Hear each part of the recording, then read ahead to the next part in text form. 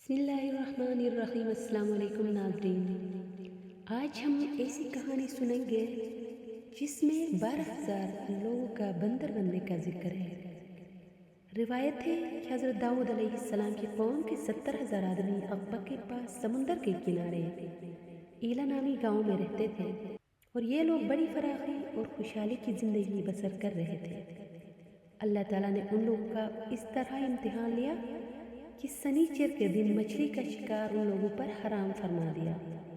اور ہفتے کے باقی دنوں میں شکار حلال فرما دیا، مگر اس طرح ان لوگوں کو آزمائش میں مبتلا فرما دیا کہ سنیچر کے دن بے شمار مچھلیاں آتی تھیں اور دوسرے دنوں میں نہیں آتی تھیں۔ تو شیطان نے ان لوگوں کو یہ حیلہ بتا دیا کہ سمندر سے کچھ نالیاں نکال کر خشکی میں چند ہاؤس بناؤ،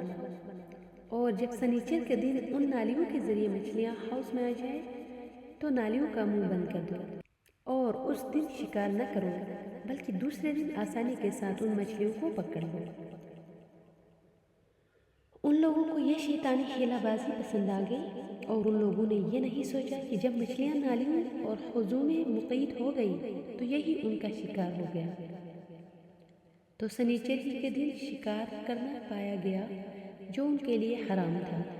اس موقع پر ان یہودیوں کے 3 گروہ ہو گئے۔ کچھ لوگ ایسے تھے جو شکار کے اس شیطانی حیلے سے منع کر رہے تھے اور ناراض و بیزار ہو کر شکار سے باز رہے، اور کچھ لوگ اس کام کو دل سے برا جان کر خاموش رہے۔ دوسروں کو منع نہ کرتے تھے بلکہ منع کرنے والوں سے یہ کہتے تھے کہ تم لوگ ایسی قوم کو کیوں نصیحت کرتے ہو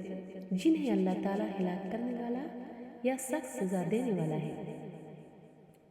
اور کچھ وہ سرکش و نافرمان لوگ تھے جنہوں نے حکم خداوندی کی اعلانیہ مخالفت کی اور شیطان کی حیلہ بازی کو مان کر سنیچر کے دن شکار کر لیا اور ان مچھلیوں کو کھایا اور بیچا بھی۔ جب نافرمانوں نے منع کرنے کے باوجود شکار کر لیا تو منع کرنے والی جماعت نے کہا، ان معصیت کاروں سے کوئی میل ملاپ نہ رکھیں گے۔ چنانچہ ان لوگوں نے گاؤں کو تقسیم کر کے درمیان میں ایک دیوار بنا لی اور آمد و رفت کا ایک الگ دروازہ بھی بنا لیا۔ حضرت داؤد علیہ السلام نے غضبناک ہو کر شکار کرنے والوں پر لعنت فرما دی۔ اس کا اثر یہ ہوا کہ ایک دن خطا کاروں میں سے کوئی باہر نہیں نکلا، تو انہیں دیکھنے کے لیے کچھ لوگ دیوار پر چڑھ گئے، تو انہوں نے کیا دیکھا کہ وہ سب بندروں کی صورت میں مسخ ہو گئے۔ اب لوگ ان مجرموں کا دروازہ کھول کر اندر داخل ہوئے تو وہ بندر اپنے رشتہ داروں کو پہچانتے تھے اور ان کے پاس آ کر ان کے کپڑوں کو سونتے تھے اور زار قطار روتے تھے، مگر لوگ ان بندر بن جانے والوں کو نہیں پہچانتے تھے۔ ان بندر بن جانے والوں کی تعداد 12,000 تھی۔ یہ سب 3 دن تک زندہ رہے اور اس درمیان میں کچھ بھی کھا پی نہ سکے، بلکہ یوں ہی بھوکے پیاسے سب کے سب ہلاک ہو گئے۔ شکار سے منع کرنے والا گروہ ہلاکت سے سلامت رہا، اور صحیح قول یہ ہے کہ دل سے برا جان کر خاموش رہنے والوں کو بھی اللہ تعالیٰ نے ہلاکت سے بچا لیا۔ اس واقعہ کا اجمالی بیان تو سورہ بقرہ کی اس آیت میں ہے، وَلَقَدْ عَلِمْتُمُ الَّذِينَ اعْتَدَوْا مِنْكُمْ فِي السَّبْتِ فَقُلْنَا لَهُمْ كُونُوا قِرَدَةً خَاسِئِينَ، اور بے شک ضرور تمہیں معلوم ہے تم کہ وہ جنہوں نے ہفتہ میں سرکشی کی تو ہم نے ان سے فرمایا کہ ہو جاؤ بندر دھتکارے ہوئے۔ اور مفصل واقعہ سورہ اعراف میں ہے جس کا ترجمہ یہ ہے، اور ان سے حال پوچھو اس بستی کا کہ دریا کنارے تھی، جب وہ ہفتے کے بارے میں حد سے بڑھتے، جب ہفتے کے دن ان کی مچھلیاں پانی پر تیرتی ان کے سامنے آتی، اور جو دن ہفتے کا نہ ہوتا نہ آتی، اس طرح ہم انہیں آزماتے تھے ان کی بے حکمی کے سبب۔ اور جب ان میں سے ایک گروہ نے کہا، کیوں نصیحت کرتے ہو ان لوگوں کو جنہیں اللہ تعالیٰ ہلاک کرنے والا ہے یا انہیں سخت عذاب دینے والا ہے، بولے تمہارے رب کے حضور معذرت ہو اور شاید انہیں ڈر ہو۔ پھر جب وہ بلا بیٹھے جو نصیحت انہیں ہوئی تھی ہم نے بچا لی، اور ظالموں کو برے عذاب میں پکڑا بدلہ ان کی نافرمانی کا۔ پھر جب انہوں نے ممانعت کے حکم سے سرکشی کی ہم نے ان سے فرمایا، ہو جاؤ بندر دھتکارے ہوئے۔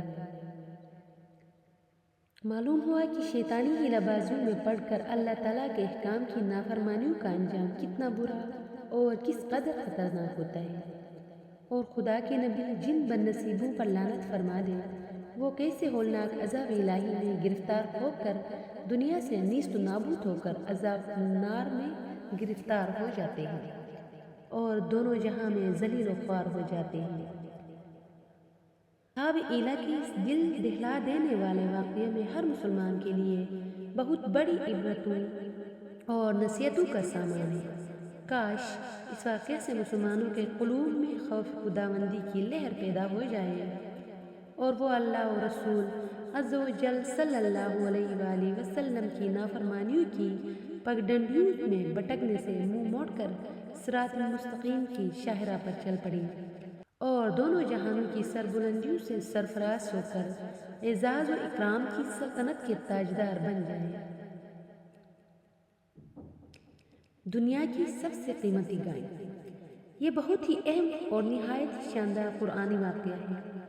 اور اسی واقعے کی وجہ سے قرآن مجید کی سورہ کا نام سورہ بقرہ گائے والی سورہ رکھا گیا ہے۔ اس کا واقعہ یہ ہے کہ بنی اسرائیل میں ایک بہت ہی نیک اور صالح بزرگ تھے، اور ان کا ایک ہی بچہ تھا جو نابالغ تھا، اور ان کے پاس فقط ایک گائے کی بچیاں تھیں۔ ان بزرگ نے اپنی وفات کے قریب اس بچیا کو جنگل میں لے جا کر ایک جھاڑی کے پاس یہ کہہ کر چھوڑ دیا کہ یا اللہ عز و جل، میں اس بچیا کو اس وقت تک تیری امانت میں دیتا ہوں کہ میرا بچہ بالغ ہو جائے۔ اس کے بعد ان بزرگ کی وفات ہو گئی اور بچیا چند دنوں میں بڑی ہو کر درمیانی عمر کی ہو گئی، اور بچے جوان ہو کر اپنی ماں کا بہت ہی فرمان بردار اور انتہائی نیکوکار ہوا۔ اس نے اپنی رات کو 3 حصوں میں تقسیم کر رکھا تھا، ایک حصہ میں سوتا تھا اور ایک حصہ میں عبادت کرتا تھا اور ایک حصہ میں اپنی ماں کی خدمت کرتا تھا، اور روزانہ صبح کو جنگل سے لکڑیاں کاٹ کر لاتا اور ان کو فروخت کر کے 1/3 رقم صدقہ کر دیتا اور 1/3 اپنی ذات پر خرچ کرتا اور 1/3 رقم اپنی والدہ کو دے دیتا۔ ایک دن لڑکے کی ماں نے کہا کہ میرے پیارے بیٹے، تمہارے باپ نے میراث میں ایک بچیا چھوڑی تھی جس کو انہوں نے فلاں جھاڑی کے پاس جنگل میں خدا عز و جل کی امانت میں سونپ دیا تھا۔ اب تم اس جھاڑی کے پاس جا کر یوں دعا مانگو کہ اے حضرت ابراہیم، حضرت اسماعیل و حضرت اسحاق علیہ السلام کے خدا، تو میرے باپ کی سونپی ہوئی امانت مجھے واپس دے دے، اور اس بچیا کی نشانی یہ ہے کہ وہ پیلے رنگ کی ہے اور اس کی کھال اس طرح چمک رہی ہوگی کہ گویا سورج کی کرنیں اس میں سے نکل رہی ہوں۔ یہ سن کر لڑکا جنگل میں اس جھاڑی کے پاس گیا اور دعا مانگی تو فوراً ہی وہ گائے دوڑتی ہوئی آ کر اس کے پاس کھڑی ہو گئی اور یہ اس کو پکڑ کر گھر لایا۔ تو اس کی ماں نے کہا، بیٹا تم اس گائے کو لے جا کر بازار میں 3 دینار میں فروخت کر ڈالو، لیکن کسی گاہک کو بغیر میرے مشورے کے مت دینا۔ ان دنوں بازار میں گائے کی قیمت 3 دینار تھی۔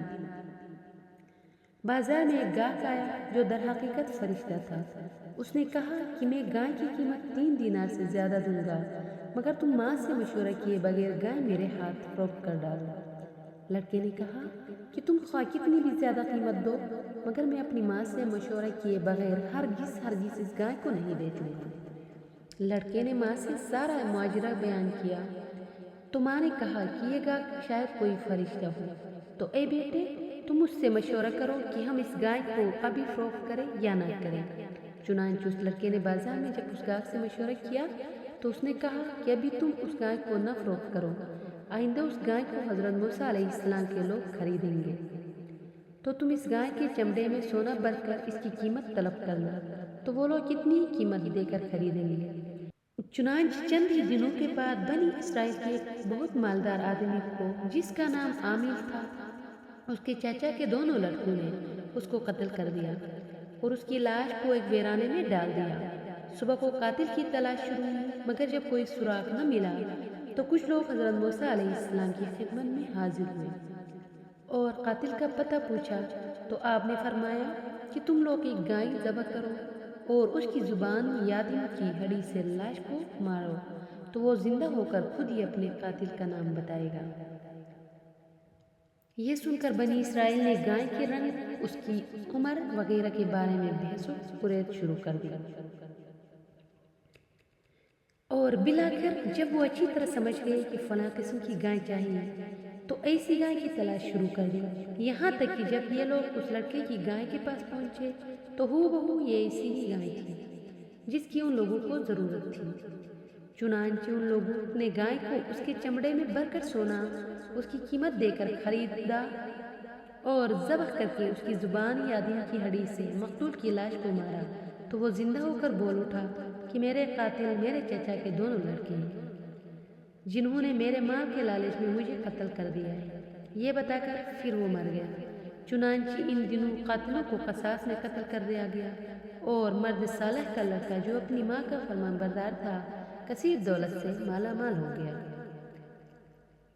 اس پورے مضمون کو قرآن مجید کی مقدس آیتوں میں اس طرح بیان فرمایا گیا ہے: اور جب موسیٰ علیہ السلام نے اپنی قوم سے فرمایا خدا تمہیں حکم دیتا ہے کہ ایک گائے ذبح کرو، بولے کہ آپ ہمیں مسخرہ بناتے ہیں۔ فرمایا خدا کی پناہ کہ میں جاہلوں سے ہوں۔ بولے اپنے رب سے دعا کیجیے وہ ہمیں بتا دے گائے کیسی۔ کہا وہ فرماتا ہے وہ ایک گائے ہے، نہ بوڑھی اور نہ اوسر، بلکہ ان دونوں کے بیچ میں،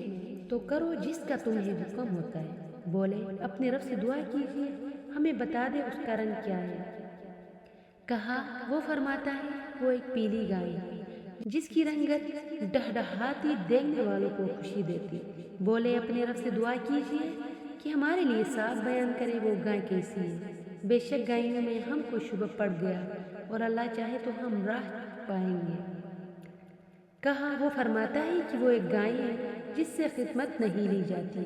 کہ زمین جوتے اور نہ کھیتی کو پانی دے، بے عیب ہے جس میں کوئی داغ نہیں۔ بولے اب آپ ٹھیک بات بلائے تو اسے ذبح کیا، اور ذبح کرتے معلوم نہ ہوتے تھے، اور جب تم نے ایک خون کیا تو ایک دوسرے پر اس کی تہمت ڈالنے لگے، اور اللہ کو ظاہر کرنا جو تم چھپاتے تھے۔ تو ہم نے فرمایا اس مقتول کو اس گائے کا ایک ٹکڑا مارو، اللہ یوں ہی مردے جلائے گا اور تمہیں اپنی نشانیاں دکھاتا ہے کہ کہیں تمہیں عقل ہے۔ اس واقعے سے بہت سی عبرت انگیز اور نصیحت خیز باتیں اور احکام معلوم ہوئے۔ ان میں سے چند یہ ہیں جو یاد رکھنے کے قابل ہیں۔ خدا کے نیک بندے کے چھوڑے ہوئے مال میں بڑی خیر و برکت ہوتی ہے۔ دیکھ لو کہ اس مرد صالح نے صرف ایک بچیا چھوڑ کر وفات پائی تھی، مگر اللہ تعالیٰ نے اس میں اتنی برکت عطا فرمائی کہ ان کے وارثوں کو اس ایک بچیا کے ذریعے بے شمار دولت مل گئی۔ اس مرد صالح نے اولاد پر شفقت کرتے ہوئے بچیا کو اللہ کی امانت میں سونپا تھا، تو اس سے معلوم ہوا کہ اولاد پر شفقت رکھنا اور اولاد کے لیے کچھ مال چھوڑ جانا یہ اللہ والوں کا طریقہ ہے۔ ماں باپ کی فرمان برداری اور خدمت گزاری کرنے والوں کو خداوند کریم غیب سے بے شمار رزق کا سامان عطا فرما دیتا ہے۔ دیکھ لو کہ اس یتیم لڑکے کو ماں کی خدمت اور فرمان برداری کی بدولت اللہ تعالیٰ نے کس قدر صاحب مال اور خوشحال بنا دیا۔ خداوند قدوس کے احکام میں بحث اور پرید کرنا مصیبتوں کا سبب ہوا کرتا ہے۔ دیکھ لو بنی اسرائیل کو ایک گائے ذبح کرنے کا حکم ہوا تھا،